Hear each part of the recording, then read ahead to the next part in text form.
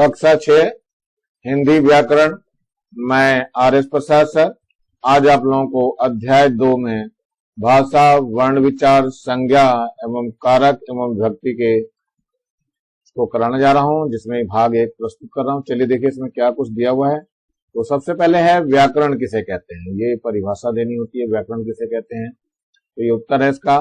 व्याकरण वह साधन है जिसके द्वारा हम भाषा को शुद्ध रूप से बोलना और लिखना सीखते हैं। भाषा किसे कहते हैं और भाषा के प्रकार लिखिए। तो उत्तर है इसका, भाषा वह साधन है जिसके द्वारा हम अपने विचारों को समाज में, परिवार में तथा दूसरे मनुष्य तक पहुंचा सकते हैं। भाषा 2 प्रकार की होती है, नंबर 1 मौखिक भाषा और नंबर 2 लिखित भाषा।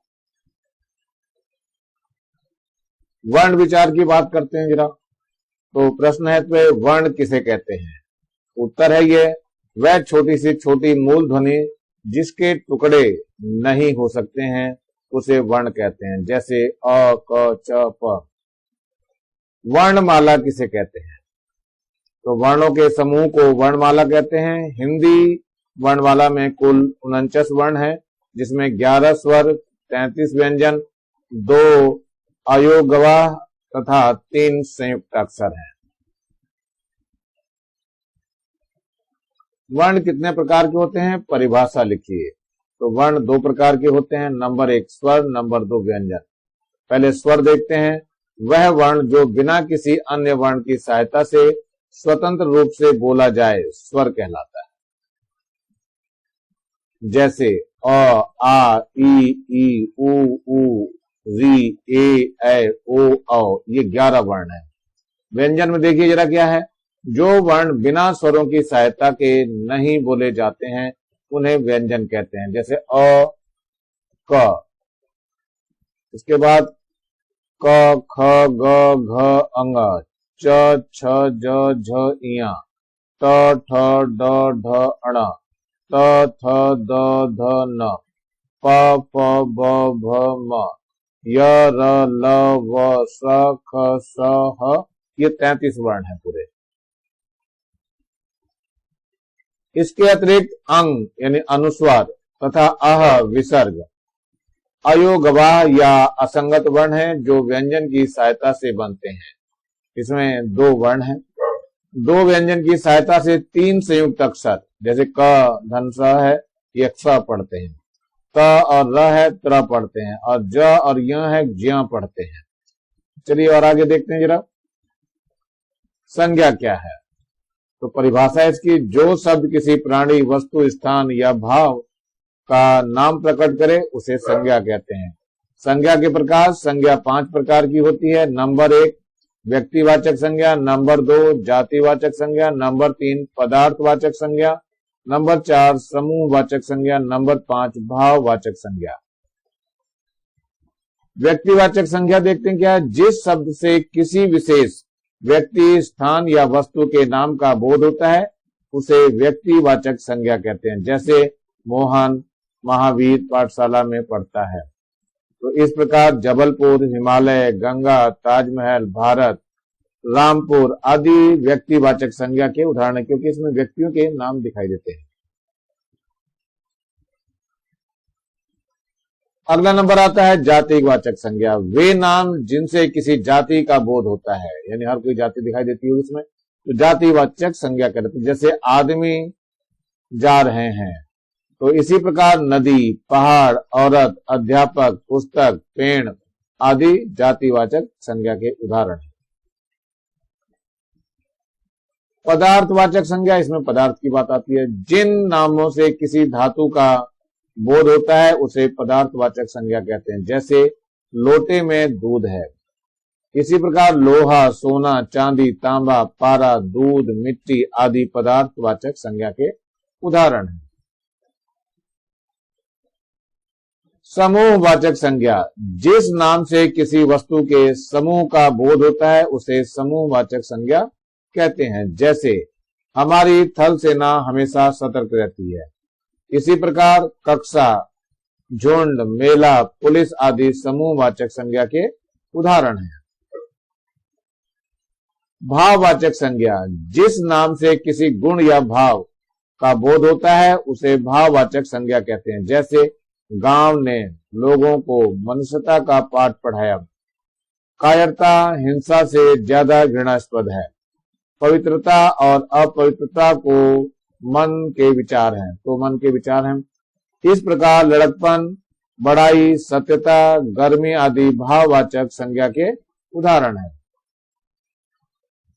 भाववाचक संज्ञाएं मूल नहीं होती हैं। ये संज्ञा सर्वनाम, विशेषण तथा क्रियाओं में ई, त्व, ता, पन, पा, वट, हट, त्य आदि प्रत्यय जोड़ करके बनाई जाती हैं। जैसे यह शब्द है और प्रत्यय है तो लंबा है, और ई है तो मिलाकर के ये दोनों जोड़ा गया तो क्या बना? लंबाई। ये भाववाचक संज्ञा बन गई। प्रभु है, इसमें क्या जोड़ा गया? त्व जोड़ा गया तो ये प्रभुत्व हो गया। इसी प्रकार और भी है, शब्द और प्रत्यय ले रहे हैं तो पशु है, इसमें जोड़ा गया ता तो ये क्या हो जाएगा? पशुता। पशु में ये ता जोड़ा गया तो पशुता हो गया। ऐसे ये तीखा है, इसमें क्या जोड़ा जा रहा है? पन, तो ये हो गया तीखापन। ऐसे काला है, इसमें पन जोड़ रहे हैं तो कालापन हो जाएगा, तो ये कालापन है। यहाँ पे मोटा है, इसमें पा जोड़ा जा रहा है तो ये मोटापा हो गया। ये सजा है, इसमें वट जोड़ा गया है तो क्या बन गया? सजावट। ये थका है और इसमें वट बना दिया तो थकावट। ऐसे ही कड़वा है और इसमें हट जोड़ दिया तो कड़वाहट, ये कड़वाहट बन गया। ऐसी पंडित है, इसमें त्य जोड़ दिया तो पांडित्य हो गया। ये इस तरह से होते हैं ये। तो संज्ञा शब्दों से बनी भाववाचक संज्ञा, जरा देखते हैं क्या है। ये संज्ञा है और ये भाववाचक संज्ञा है। चलो देखते हैं क्या है। मनुष्य है तो मनुष्यता, पुरुष है तो पौरुष, चिकित्सक है तो चिकित्सा, देव है तो देवत्व, भाई है तो भाईचारा, लड़का है तो लड़कपन। इस तरह से भाववाचक संज्ञा को हम बना लेते हैं। सर्वनाम शब्दों से बनी भाववाचक संज्ञा, तो ये सर्वनाम दिया हुआ है, ये भाववाचक संज्ञा दे दी है। तो मम, मम में क्या आएगा? ममत्व आएगा। अपना, अपनत्व। अहम, अहंकार। निज, निजत्व। विशेषण से बनी भावात्मक संज्ञा देखते हैं। तो ये विशेषण दिया हुआ है और ये भाववाचक संज्ञा। सबसे पहले लघु, लघु से क्या होगा? लघुता। एक से एकता, बड़ा से बड़प्पन, चतुर से चतुराई, बूढ़ा से बुढ़ापा, मधुर से मधुर्य, धीर से धैर्य, आलसी से आलस्य, मीठा से मिठास, और स्वस्थ से स्वास्थ्य, स्वास्थ्य हो जाएगा इसमें। क्रिया से बनी भाववाचक संज्ञा देखते हैं। ये क्रिया दी हुई है और ये भाववाचक संज्ञा दे रहे हैं। तो पहले है पढ़ना, पढ़ना का क्या हो जाएगा? पढ़ाई। हंसना तो हंसी, मिलाना तो मिलन या मिलाप, पीना तो पान, हराना हारना तो हार, दौड़ना तो दौड़, देखना तो दृष्टि, भूलना तो भूल। संज्ञा का रूप परिवर्तन देखते हैं। संज्ञा के रूप तीन कारणों से बदले जाते हैं। नंबर एक, लिंग, शब्दों का वह रूप जिससे उसका स्त्रीलिंग या पुल्लिंग ज्ञात हो उसे लिंग कहते हैं। हिंदी भाषा में दो लिंग माने जाते हैं। नंबर एक है पुल्लिंग, जिन शब्दों से पुरुष जाति का बोध होता है उसे पुल्लिंग कहते हैं। और नंबर दो है स्त्रीलिंग, जिन शब्दों से स्त्री जाति का बोध होता है उसे स्त्रीलिंग कहते हैं। यहाँ पे लिंग परिवर्तन दिखा रहे हैं। तो पहले पुल्लिंग है फिर स्त्रीलिंग है। तो देखते हैं, देव है पुल्लिंग तो देवी होगी स्त्रीलिंग, बेटा तो बेटी या बिटिया, दादा तो दादी हो जाएगी, डिब्बा तो डिबिया हो गया, सुनार तो सुनारिन, माली तो मालिन। ऐसी पुल्लिंग यहाँ पे दिखा रहे हैं और स्त्रीलिंग में चेंज कर रहे हैं इसको। तो ये हाथी है तो हथनी, धनवान तो धनवंती, गुणवान तो गुणवती, नायक तो नायिका, लेखक तो लेखिका, और सेवक का क्या होगा? सेविका होगा।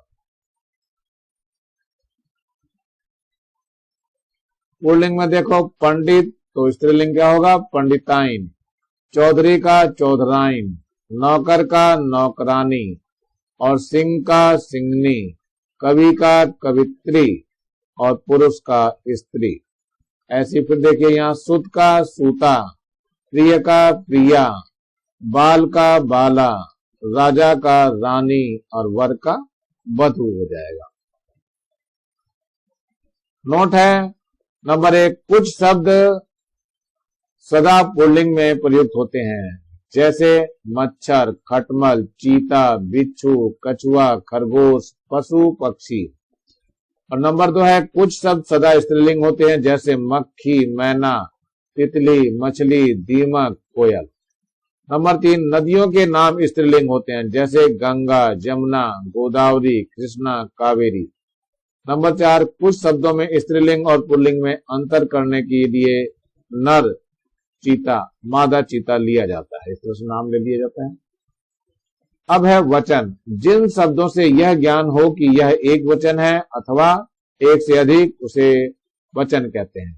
वचन 2 प्रकार के होते हैं। नंबर 1 है एक वचन, जिन शब्दों से एक वचन का ज्ञान होता है उसे एक वचन कहते हैं, जैसे छात्र है, किताब है, आदमी है, लड़की है। बहुवचन, जिन शब्दों से एक से अधिक वस्तुओं का ज्ञान होता है उसे बहुवचन कहते हैं, जैसे किताबें, लड़के, लड़कियां। तो ये एक वचन और बहुवचन में बदलते हैं, जैसे बहन का क्या होगा, बहने, आंख का आंखें, कौवा का कौवे, रुपया का रुपए, बेटा का बेटे, बच्चा का बच्चे, नदी का नदियां, चिड़िया का चिड़िया, माता का माताएं, कन्या का कन्याएं, अध्यापिका का अध्यापिकाएं, बहू का बहुएं, वस्तु का वस्तुएं, सखी का सखियां, थाली का थालियां, गुड़िया का गुड़िया। अब आता है कारक एवं विभक्ति। कारक और विभक्ति देखते हैं, क्या है इसकी परिभाषा देख लीजिए।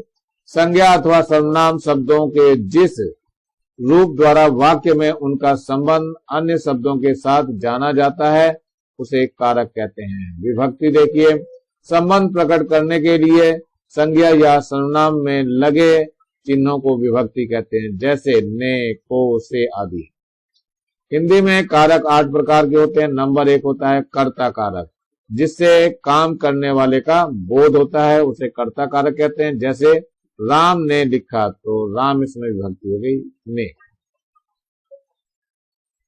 नंबर 2 है कर्म कारक, जिस पर काम का असर पड़े, तो यह है जैसे राम ने मोहन को पत्र लिखा, यानी विभक्ति जो है इसमें को हो गया।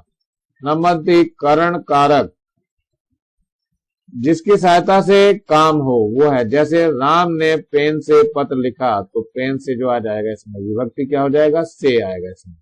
नंबर 4 है संप्रदान कारक, जिसके लिए किया या दिया जाए, जैसे राम ने मोहन के लिए पत्र लिखा, तो विभक्ति क्या हो गया, को लिए। अपादान कारक, जिसका अलग होना प्रकट हो, जैसे पेड़ से पत्तियां गिरी, विभक्ति से आएगा इसमें। छठा नंबर है संबंध कारक, जिसके द्वारा वाक्य में किसी से संबंध दिखाया जाए, जैसे मोहन की बहन, यानी विभक्ति का की के आएगा इसमें। और अगला है अधिकरण कारक, जिससे क्रिया का आधार जाना जावे, जैसे डेस्क पर पुस्तक रखी है, तो विभक्ति इसमें क्या हो गया, में और पर। नंबर 8 आता है संबोधन कारक, जिस किसी को पुकारा जाए, जैसे हे राम रक्षा करो, तो विभक्ति इसमें हे है, अरे, अहो। कारक में भेद क्या है, हिंदी में कुल 8 कारक होते हैं। ये देख रहे हैं कारक के नाम है यहाँ पे और इसके चिन्ह है। तो पहला नंबर है कर्ता, कर्ता ने आ जाएगा, कर्म को आ जाएगा, करण से आ जाएगा, के द्वारा सहायता से, संप्रदान के लिए आएगा, अपादान के लिए से आएगा, अलग होने का भाव होता है, संबंध का, के, की, रा, रे, री। और अधिकरण इसमें आता है में, पे, पर। और नंबर 8 है संबोधन, संबोधन में आता है अरे, हे, अहो। ये बच्चों यही मैं समाप्त कर रहा हूं, अगले इसमें भाग में मिलता हूं फिर। तब तक नीचे लाल रंग का ये बटन दिखाई दे रहा है, इसको दबा के सब्सक्राइब कर लेंगे और मेरे चैनल को लाइक करेंगे, कमेंट जरूर करेंगे, जिससे मैं नया वीडियो डालूं तो मुझे कुछ पता चल सके आप लोग क्या चाह रहे हैं। तो ये ज्यादा से ज्यादा बच्चों को शेयर करना है, जिससे ज्यादा बच्चों को फायदा हो सके, और बेल आइकन को भी दबा लेंगे, जिससे मैं नया वीडियो डालूं तो उसका नोटिफिकेशन आप लोगों को मिल सके। Thank you, have a nice day. इसी के साथ मैं आर एस प्रसाद सर आज का वीडियो यहीं समाप्त करता हूँ।